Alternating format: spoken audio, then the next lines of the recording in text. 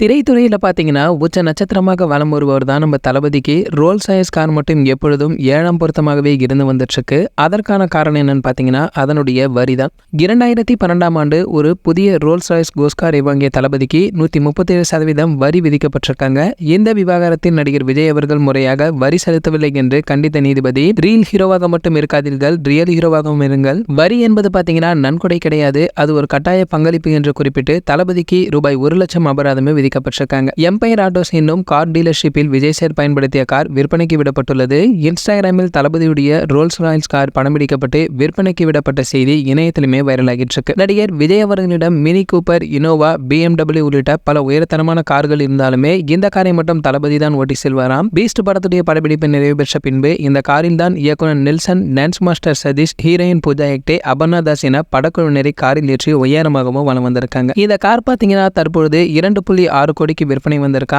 இந்த விலை நிரந்தரமானது கிடையாது என்று குறிப்பிட்டுள்ள விற்பனை நிறுவனம், வாடிக்கையாளரின் தேவைக்கேற்ப மாற்றிக்கொள்ளப்படும் என்றும் தெரிவித்திருக்காங்க. இதற்கிடையில இந்த காரை வாங்க தலைவர் சூப்பர் ஸ்டார் அவர்கள் விருப்பப்படுகிறாராம். மேலும் ரோல்ஸ் ராய்ஸ் கோஸ்ட் காரே அவருடைய ஃபேவரட் கார் என்பதால் இந்த முடிவை தலைவர் சூப்பர் ஸ்டார் அவர்களுமே எடுத்திருக்கார்.